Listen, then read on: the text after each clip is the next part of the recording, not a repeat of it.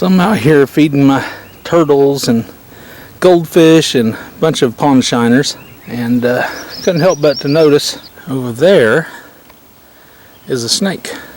Now, not every water snake is a poisonous snake. Most people call these moccasins of some sort. Just a water snake sitting up there catching the last of the evening rays. Now, there is one species of water snake in North America that is venomous, and of course it's in the pit viper family, and it's the cottonmouth water moccasin. Now, all the other water moccasins are just water snakes of different kinds. There's banded water moccasin, there's the diamondback water moccasin. There's several different species. This is just one of them. I'm not close enough to see which one it is, but just because you see a snake doesn't mean you have to interact with it. All you have to do is turn around and walk somewhere else. It's not going to cause any problems.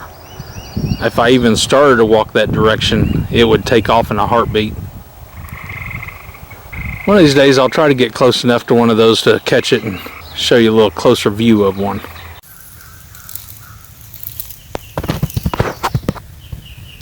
There he is, right there. I don't want to spook him too bad. I still need to get a stick for catching him. Now, that is a pit viper, and their venom will give you a bad day in probably a couple of weeks. See if I can round up a stick that'll work. Okay, you just need a healthy stick that's not all rotted and prone to breaking on you. You need to make sure it's long enough to stay out of the strike zone of the snake. You can just use the flat edge of the stick at the end and place it over the back of the head to hold the snake's head down in order to pick him up. Or you can use a fork, but be sure you don't use a fork that's too big. Too big of a fork and they'll pull their head right through. So on pit vipers, they have a triangular shaped head, and the reason why it's triangular shaped is because the poison glands located on each side of the jawbone. So what you want to do is you want to get those poison glands and that jawbone on one side of the stick and the narrow part of the neck right in this fork here. So we'll ease on around here. Ooh, there's a big old hole up in that tree. He may try to climb up in there. Let's see if I can go ahead and get him here. Alright. Now, this is a pretty small copperhead, and that fork is probably almost a little bit too big for him. But I'm going to give it a try anyways. I think I can get him.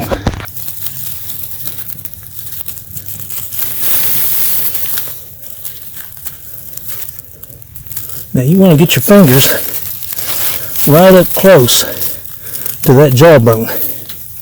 That way he can't get you. Just like that. There. He's already got them fangs out. I'm going to go ahead and put him down before he puts a nasty smell on me. But that's pretty much all there is to catching a pit viper. Let's set him back down here.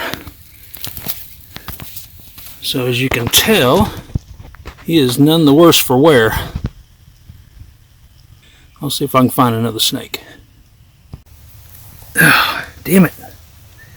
Well, while I was avoiding getting bit by a dadgum pit viper, I had a spider on my ear, biting my dadgum ear. Well, hopefully he wasn't too poisonous, because he got me. Boy, he bit the fool out of my ear. But I knocked him down. It looked like some kind of a granddaddy long legs version of some sort. I don't know exactly what species, but it wasn't a black widow or a fiddleback, so I'm sure I'll be fine. Here's another reptile, but this one won't hurt you. Alright, I'm on the side of the house picking up some firewood that I've let season, fixing to get it up and stack it so I can mow this section over here beside the house. It's getting way too tall. And as I expected, I figured I'd run into a venomous snake, or at least a snake anyways. And I did. Right down in there. See if I can get a good video of him. Right there is a Dusky Pygmy rattlesnake. Just sitting there. Those are very venomous. The grass is not going to let me get in there very close.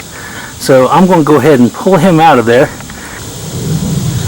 So keep in mind, most of these pit vipers, they'll just coil up like that. They're not attacking, they're not going after people, they're not chasing anybody. They're just coiled up hoping that you don't see them. Now you go sticking a hand too close to them or your foot too close to them, and there's a very good chance they're going to bite you. So anyways, I'm going to set up this tripod and show you how I go about catching them. Now this is how I do it with my hands, with a stick, but there is no reason you necessarily, if you're not used to this, there's no reason for you to put your hands on them. You can use a stick and drag them out of the area, drop them in a bucket and toss them somewhere else, or dispatch them if you feel you need to dispatch them. So anyways, here we go. Alright, setting up the camcorder. I got a little better angle on him. I'm going to pull him out. It's July, it's hot as blazes over here on this side of the house. That snake he's going to be full of energy and can probably move pretty fast whenever he decides to. So anyways, I'm going to try to get him out here in the open, and I'm just going to use a piece of switch cane to drag him out of here. Now, I'm wearing gloves right now. I want to take these gloves off because I want to be able to feel what's going on the ends of my fingertips. I don't want anything that's going to surprise me and me not be able to feel it before it happens.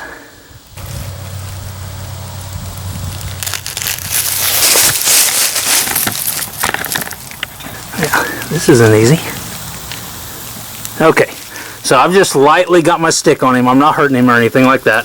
I'm just trying to keep him from getting away. Right there's where I want him. I want that stick right over the top of his head. That way I can control that head. Because at the end of that head are fangs. Alright, he just firmly pushed down. Oh, he almost tried to pull out. That ground is real soft. So you want to get right behind his jawbone where his poison glands are. That way you can get a firm grip. Alright. Whew, sweating like crazy. Like I said, it's July and it's hot as blazes out here. So this is a Dusky Pygmy rattlesnake. He's a plump little rascal, so he's eating good. Probably eats frogs and stuff of that nature and some insects around here in the yard. These you don't want to mess with. Used to I just would carry these rattlesnakes to the end of the acreage and drop them off, but I have grandchildren that like to play out here barefooted. So I either dispatch them or I take them miles away from the property and dump them off. Now I'm going to try to get you a close-up of his head, see if we can get a good angle. With the sun shining, I might be able to get a good video of him.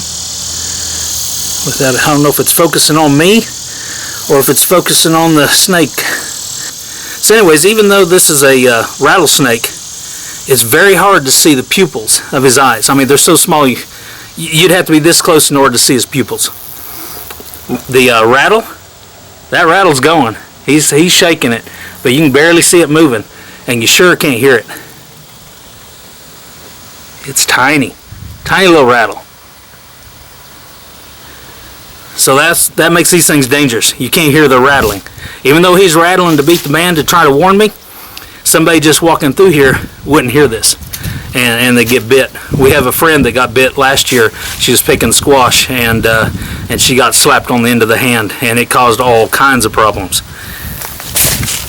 If you have any doubts on what these things will do, just Google rattlesnake bites, and whew, you'll see real quick you don't want to be handling these things unless you know what you're doing. Anyways, like I said, whenever you see these snakes, just walk around them if you don't want to mess with them. Or if you just got to get them out of the area, use a big stick or dispatch them, whatever you want to do. But anyways, there's no real reason to fear these unless you get your hand right in the strike zone. That's how you catch a little bitty pit viper. So Chloe's looking everywhere. She smells him. She's a snake killing machine, especially pit vipers. She got bit on the face one time, and after that, she is relentless on trying to kill snakes. Doesn't matter what kind of snake it is, she's going to kill it if she gets her teeth into it. Okay, found another species of snake in the wood pile. See if I can zoom in. Don't know exactly what species that is. It's going to be non-venomous though. You just see basically the tail of it. I don't know if I'll be able to catch that one or not. He'll probably be pretty quick. And he's not in a position where I can just reach in and grab. But anyways, I'll see if I can get a better video of him. It's going to be unlikely though, but I'll try. Well, I just noticed this is his tail, and he curves all the way over down in there. Alright, it's going to be some kind of a gardener snake of some sort. Okay, that gardener snake, he hightailed it out through all this ivy and stuff. No telling where he's at. Those type of snakes, their defense mechanism is not to coil up and take on the offending party. As soon as they detect danger, they haul butt, and I mean they get going fast. Needless to say, that thing was able to disappear in this jungle pretty quick. Well, he wound up showing himself, and he has struck me numerous times. This is a little gardener snake of some sort. I'll put on the screen exactly what species he is whenever I take a better look at him and identify him. But anyways, he's a long, skinny thing.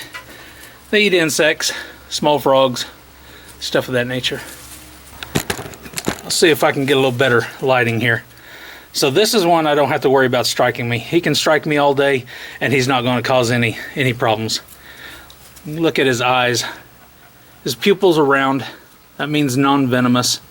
Now I'm familiar enough with pit vipers enough to know that something that has all these stripes on him like this, that's going to be a non-venomous snake anyways, especially in North America. So I had no problem. Whenever I saw him, I just reached into the ivy and grabbed him right about midsection. When I first grabbed him, he was biting me left and right. I mean, he was going crazy. But he's kind of calmed down now. Probably going to take a picture or two, and then I'm going to turn him loose. Now, snakes like this is the kind you want in your garden. This is the one you want in your yard and stuff. They're just going to be eating insects and stuff of that nature. They're not going to cause any harm at all. And in fact, they're kind of beneficial. Well, looky there. Another rattlesnake. Anyways, I'll go get my snake catching tool. Since this one's a venomous snake, I definitely don't want to be just reaching down and grabbing him. Okay, I just got through water treating the south side of the house, and then I came around to the front door, and here's a rattlesnake. So I want to catch him real quick because we don't need this thing sitting out by the front door. Somebody walks by here and they'll get popped by him. And this is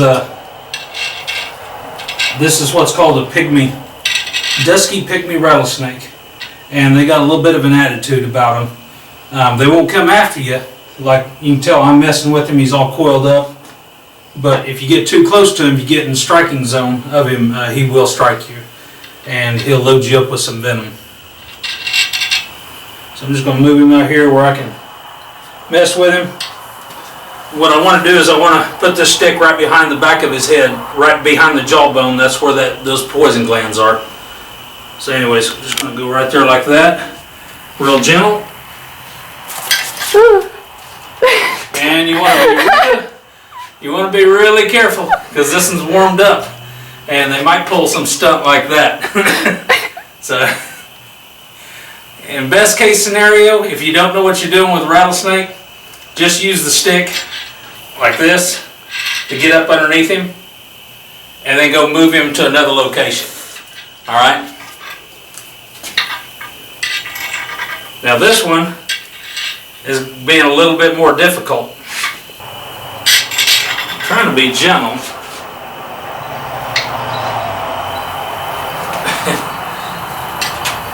He's not going to be easy with me at all. Dad, don't let it come towards me. If I had rubber boots on, I'd just go ahead and put my... There we go. Alright, let's try this again.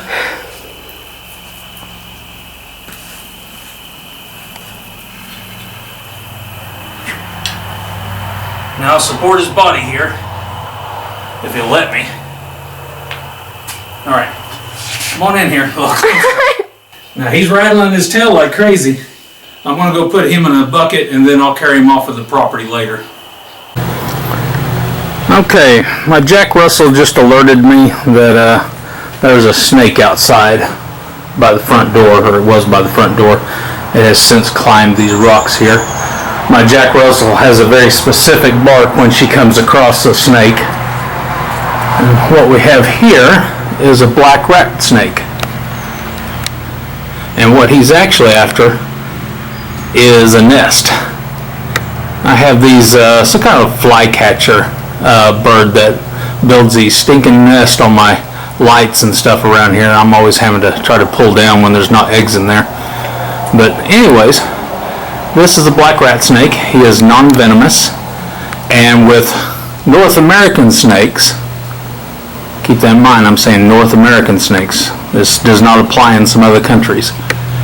You can see the round pupil right there, and that is a non-venomous snake when they have the round pupils. What we have in North America are pit vipers, and in the pit viper family they have vertical cat eyes. And those vertical cat eyes, that's your first clue real quick that you're dealing with a pit viper in North America, and it is very venomous. Also, venomous snakes have a triangular shaped head. If you're looking at the snake from up above, it'll have this kind of a rough triangular shape, and it's because of the poison glands located on either side of the jawbone. Where, like the black rat snake, it's more of a kind of a long oval shape. So these are extremely docile for the most part. Now my Jack Russell did run the snake up this rock, so this snake may be irritated, but I don't think so. I think it'll be alright. So I'm going to show you how I catch these snakes. These snakes don't take any kind of special care or cautions or anything like that. At least I don't consider it. If they do bite you, it's not going to hurt anything. It might scuff up the skin a little bit, but it's not going to be anything crazy. So I'm going to set the camera down and I'm going to pick it up and then bring the snake over to the camera. I will be lucky if I get through this without getting bit. This is the second time. No, this is the third time I've caught this snake. The first time I forgot to hit record. So I thought, I'll have Brooke come out here and record me. She hit standby instead of record. So now I'm doing this a third time. So here's the black rat snake that I plan on catching. I'm going to show you it's super easy to catch them. You don't have to be grabbing around the head or anything like that. You can generally pick up the body and support the body, and the snake will be just fine. On the black rat snakes, they're non-venomous. Even if he does bite me, which I wouldn't blame him if he did at this point, all it's going to do is scuff up the skin a little bit. All right, so I want to show you how docile black rat snakes are. For something like this, when you walk by a black rat snake, it doesn't require any action. There's nothing that says that you need to attack this snake, hit it, kill it, or do anything with it. Now, if it's outside by your chicken coop, then yeah, that might be an issue, because as these things get bigger, they will eat chicken eggs. But for the most part, snakes like this don't require any kind of action. You just walk around them, leave them alone, let them live their life. So anyways, I'm going to pester him one more time.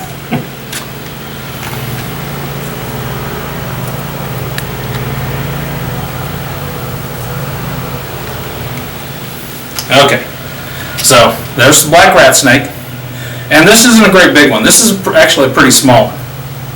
He's real docile. He's not trying to get away or anything like that. He was earlier, but he's gotten used to me picking him up. So you can literally put these things around your necks. I mean, just straight out of the wild, pick him up, and everything's fine and dandy. Now I'm being real gentle with him, so I don't want to startle him or anything like that. Oop, he tried to leap. So anyways, I'm going to put him back on the rocks because I've messed with him enough, and I want to show you how easily they can move right up the rocks. They can do the same thing with trees. They can climb trees like nobody's business.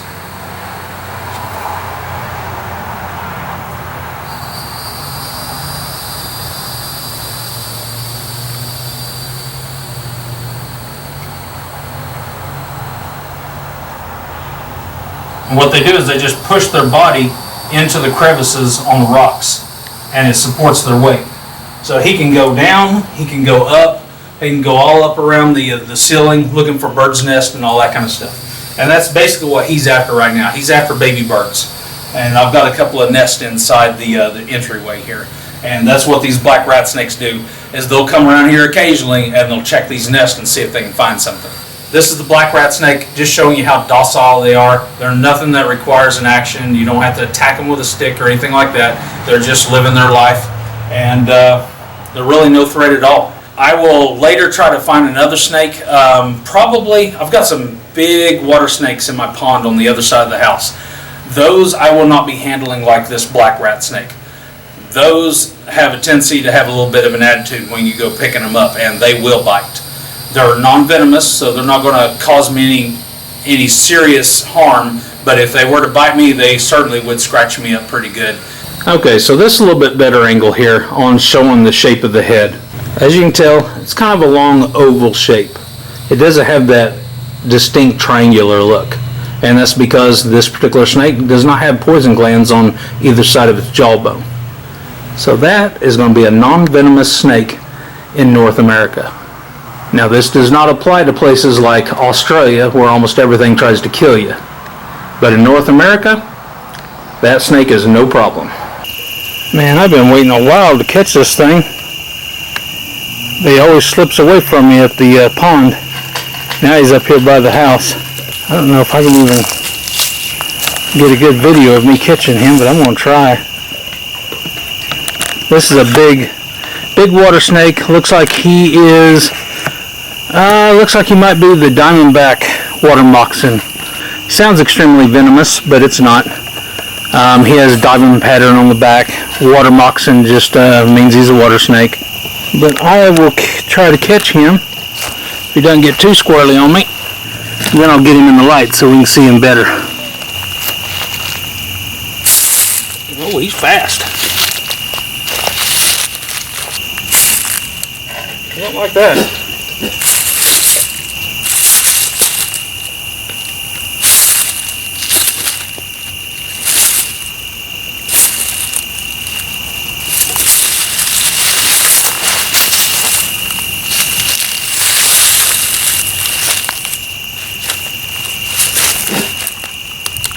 Well, let's see where his head went to.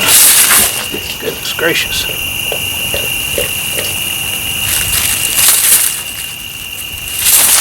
Easy now. Boy. Trying to be gentle, but not going to be easy.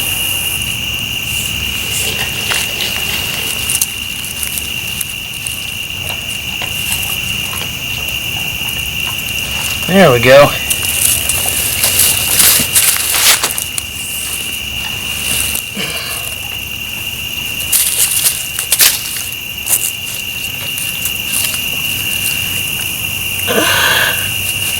These things are powerful.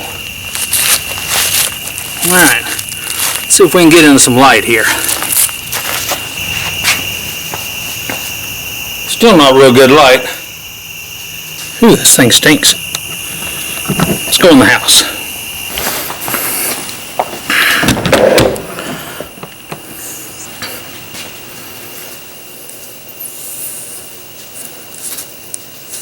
Alright, he's trying his best to get loose.